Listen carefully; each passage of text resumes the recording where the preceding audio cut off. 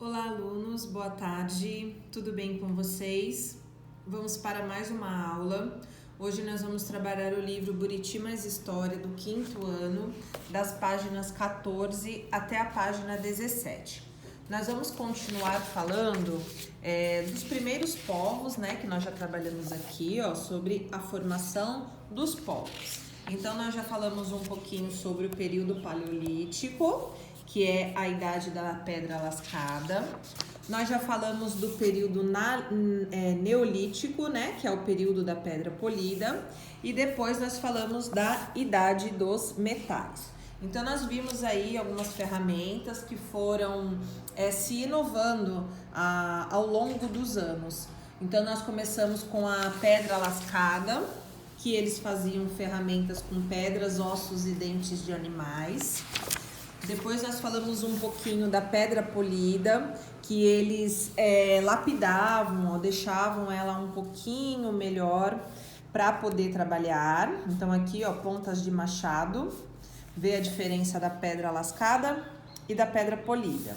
E por fim, a idade dos metais, né? Que eles já começaram a usar alguns metais para fazer as suas ferramentas. Dando sequência, na página 14, nós vamos falar um pouquinho sobre espaço e ocupação. Então vamos lá.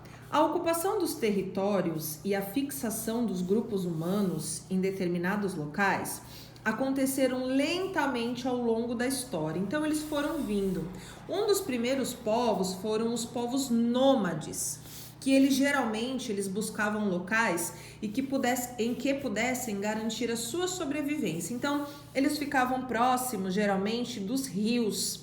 Lá eles podiam plantar, eles podiam pescar. E aí, onde fosse possível encontrar abrigo e proteção e possibilitasse ampla visão dos arredores. Então, eles procuravam também locais que tivessem recursos abundantes para alimentação. Como eu disse para vocês, eles buscavam os locais próximos aos mares, aos lagos e aos rios. Por exemplo, porque favoreciam a pesca, favoreciam a caça, a coleta de frutos e vegetais. Gente, nós, seres vivos, nós dependemos da água para nossa sobrevivência. Então, os povos nômades, eles buscavam sempre esses locais, tá? Só que o que acontecia? Vamos ver aí mais para frente. Para os povos que começaram a desenvolver a agricultura e a permanecerem no mesmo lugar, novos critérios se tornaram importantes. Então, eles foram formando os núcleos de povoamento, que deveriam ficar sempre próximo aos rios, porque favoreciam a obtenção de água, a irrigação das plantações e também a criação de animais.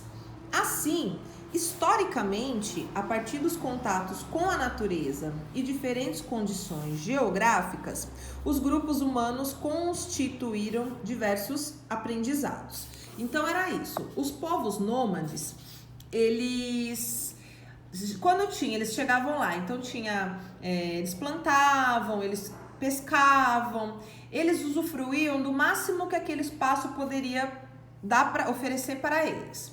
E depois eles seguiam para um outro lugar, sempre com essas mesmas condições, tá? Próximo de rios, próximos de mares, próximos de lagos.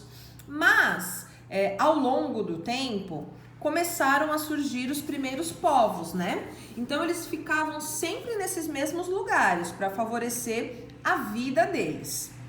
E aí, dessa forma, esses grupos humanos, eles foram constituindo diversos aprendizados. Nós temos aqui um dos povos, que são os povos dos sambaquis. Os povos dos sambaquis, que viveram na costa brasileira há cerca de 6.500 anos. Olha quanto tempo tem, né? Historicamente falando, o registro dos primeiros povos que viveram aqui no Brasil, na costa brasileira, há cerca de 6.500 anos. São exemplos da relação entre o ambiente e o desenvolvimento de núcleos populacionais. Alguns vestígios dessa população podem ser encontrados em grande parte da costa brasileira. Nós temos aqui, uma figura que é um sambaqui encontrado no município de Barra de São Miguel, no estado de Alagoas, de 2016. Vamos voltar aqui, ó, pra gente entender o que são os sambaquis.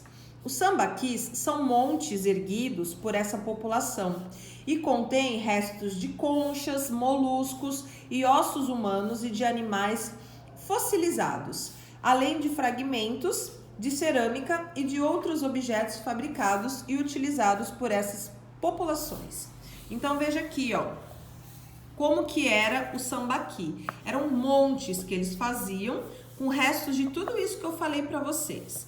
Aqui no glossário nós encontramos o que é fossilizado, que se tornou um fóssil, que são restos animais ou vegetais sedimentados, ok? Então, para vocês entenderem aí, começamos lá com os nômades, depois nós tivemos o registro dos povos dos sambaquis aqui na nossa costa brasileira. Aqui, ó, nós temos na página 15 a formação de um sambaqui. Então, ó, vamos observar aqui na primeira seta, nós vemos, ó, podemos observar na imagem algumas pessoas, né? Pode reparar que próximo, ó, tem uma nascente, né? Tem aqui um rio que favorecia a agricultura, a irrigação da plantação e a criação de animais também. Aqui, ó, a construção de um sambaqui podia ter finalidade funerária, servir para demarcar o território e como depósitos de restos de alimento. Então, eles formavam sambaquis que poderiam funcionar como restos, tá? De alimentos, né? De tudo que eles consumiam. E aqui, ó, nós temos na outra setinha as técnicas de construção de barcos e de confecção de flechas e anzóis possibilitaram a pesca em rios e mares, onde os povos dos sambaquis obtinham os recursos para sobrevivência. Então, esses povos, né, eles construíam os sambaquis e que tinha diversas finalidades, mas sempre próximos aos rios, né? Não é que nem na nossa época, né, crianças? A gente não vê casas, não vê nenhuma construção, apenas esses montes que eles construíam e com o tempo isso foi evoluindo. Nós temos aqui você sabia, ó. A palavra sambaqui, de origem tupi, significa amontoado de conchas. Mas os sambaquis podem também ser compostos de restos de animais e de vestígios funerários. Esses sítios arqueológicos, que podem atingir até 30 metros de altura, fornecem muitas informações sobre a dieta alimentar e os rituais funerários de povos indígenas que ocupavam a costa brasileira há milhares de anos. Feita essa leitura do espaço e da ocupação dos primeiros povos aqui na nossa costa brasileira, nós temos um estudo do texto aqui, tá? Ó, nós temos a questão 7 e a questão 8. Que fatores ambientais influenciaram a escolha? Vou ler aqui para vocês, aqui ainda dá para mostrar, ó. Que fatores ambientais influenciaram a escolha dos locais onde geralmente se estabeleciam os grupos nômades? Então, quais foram os fatores ambientais? Eles ficavam perto de onde? Para quê? A gente vai encontrar a resposta aqui, tá, crianças? Vocês leiam e respondam a questão 7. Depois a questão 8, por que o estudo dos sambaquis é importante para o conhecimento do passado?